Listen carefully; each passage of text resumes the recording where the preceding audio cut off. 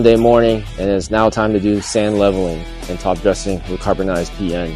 You guys remember in the video from last year how it went down? I don't know if I can keep on going. Yeah, that's not happening again.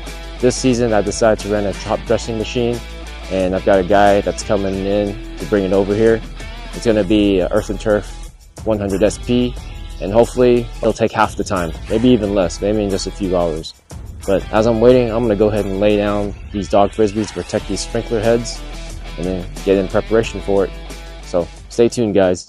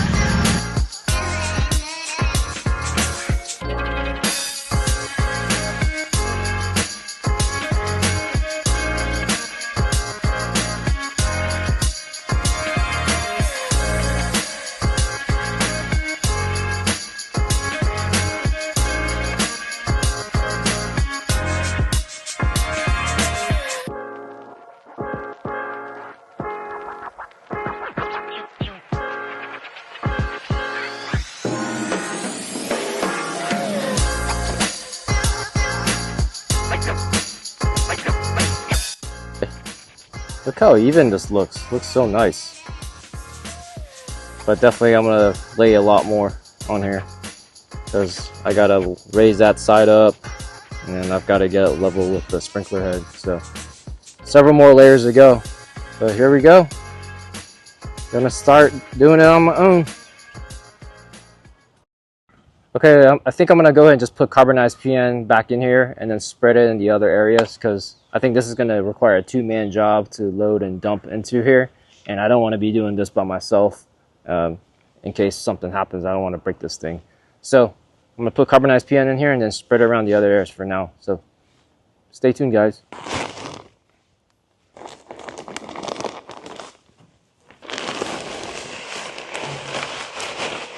So I will say, calculating the bags out per 1,000 square feet is not exactly like how they say, because the top dresser was set at the lowest setting, and I don't know any other top dresser that spreads it out with much less material at a slower rate than this one would. So definitely more bags are required. If you're looking to spread this over 1,000 square feet, you need 10 bags. That just gets way too expensive.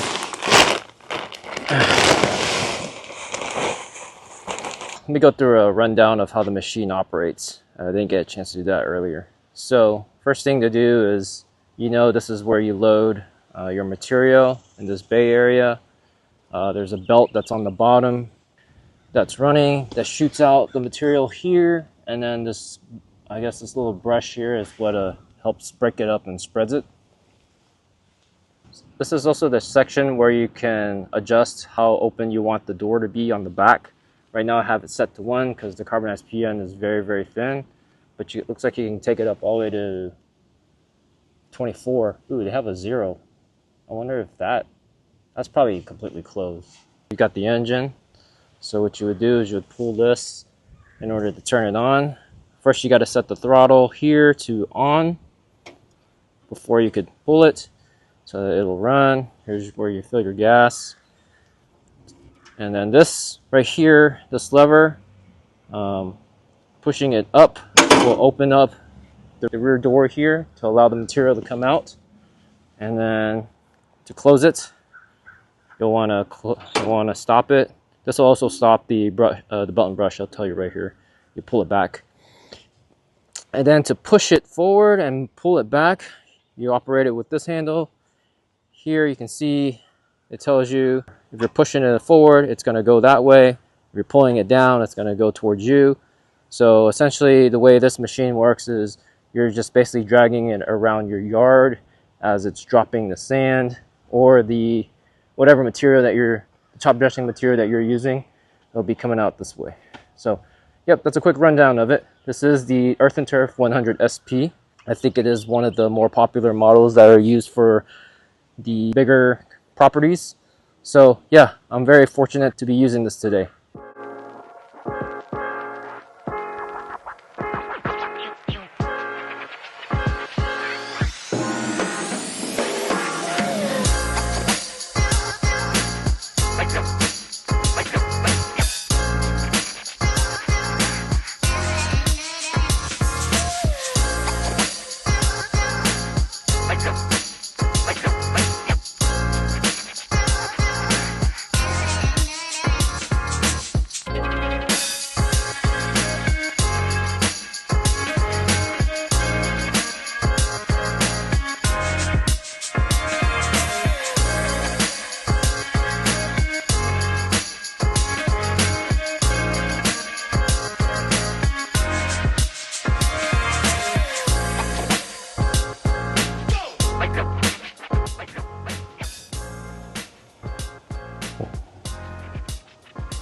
Well, what do you guys think? I'll say it's way easier than spreading by hand for sure. If you remember the video last year, I was just taking chunks of it in my hand and just spreading it out like seed.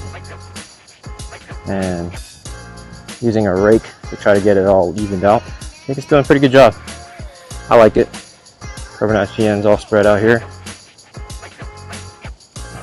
Try not to overlap some of the areas so that I could evenly get them all around. Like I said, the number of bags it takes to fill up per square foot is just not accurate, like as they mentioned in the label of the bag. It takes a lot more. So if you guys are interested in getting CarbonizPN down in your lawn, just remember 10 bags per 1,000. That's going to be an accurate top dressing quantity to lay down if you want to get an even spread. And it's very, very light. I mean, I don't even think you're gonna get like a 1/4 inch of material, like a little layer on the lawn. I think it's more like maybe 1/8, maybe 1/16 of a layer, because the stuff is so thin and so light.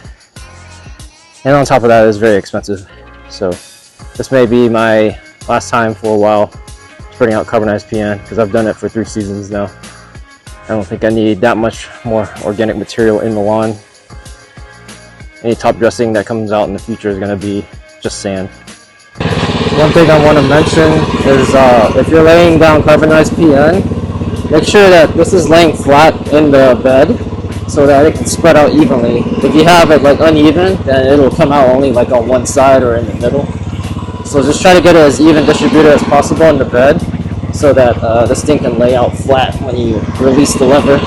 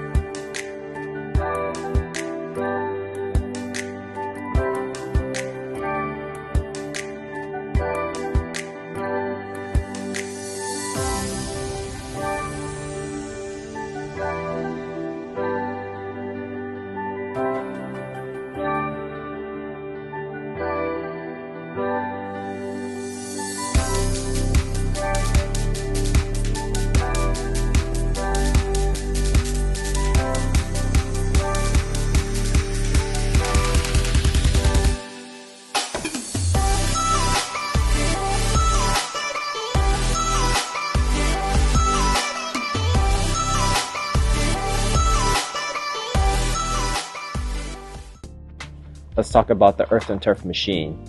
4 things that I thought was very good about it.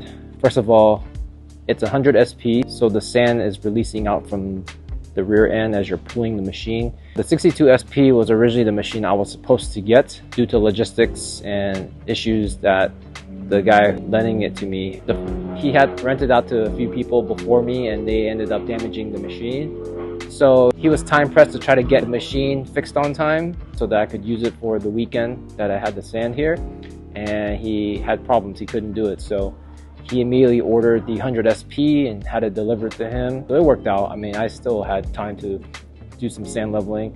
I was not looking forward to doing it manually, which I've done in the past 2 seasons. So that is the reason why I was really wanting top dressing machine this year. So I got lucky and he managed to get the 100 SP, and he was so kind to deliver it to me because he felt bad that I had booked a month in advance.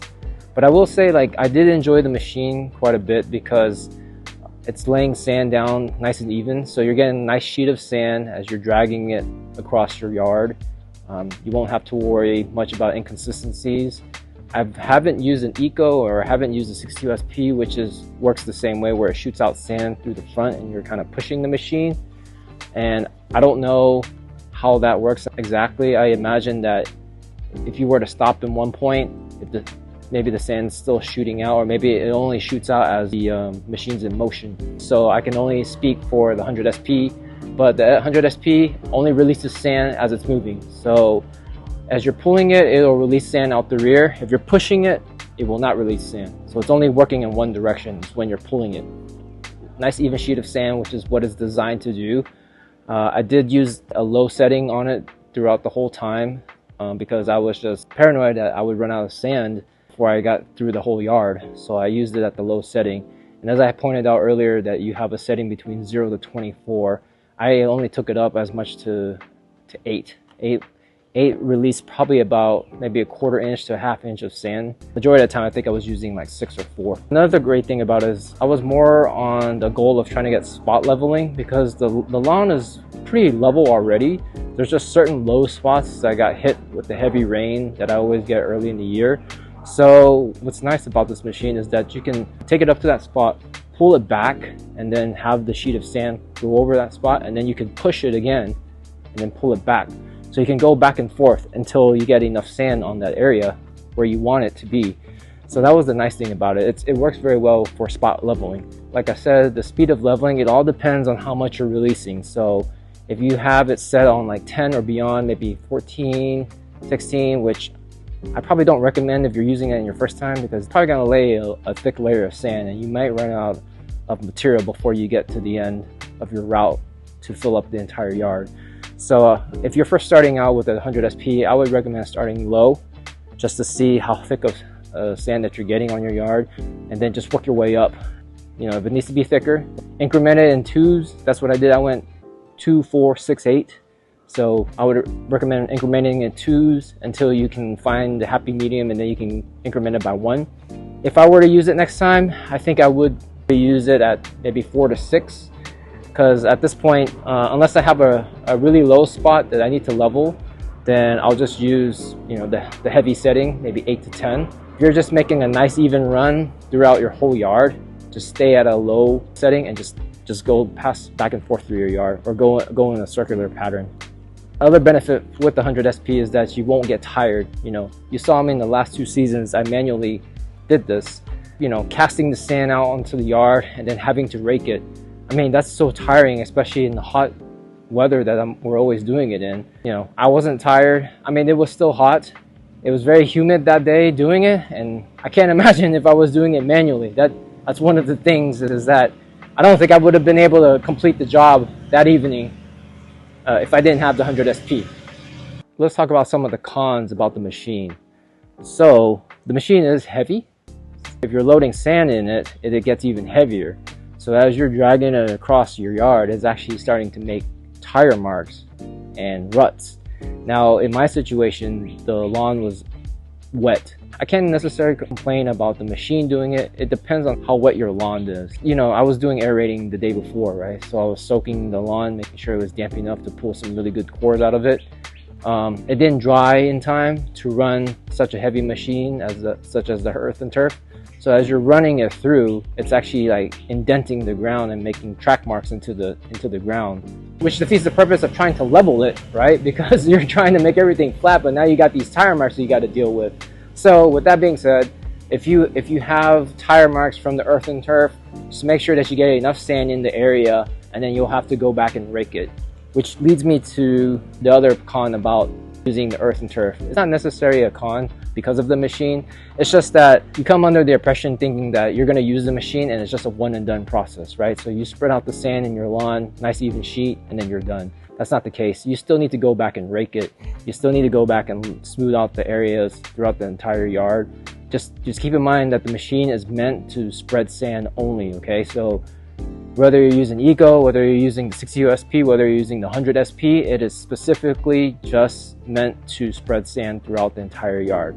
It's not meant to level. You still have to go back with a leveling rake or have something tied behind, you know, your riding mower machine, like one of those mats where you drag it to smooth everything out. That's still one more thing you need to do. So it is a tiring process if you were to do it manually, right? Because casting sand is one thing, and then having to spread it out with a leveling rake, that's time consuming, and then it also beats up your body.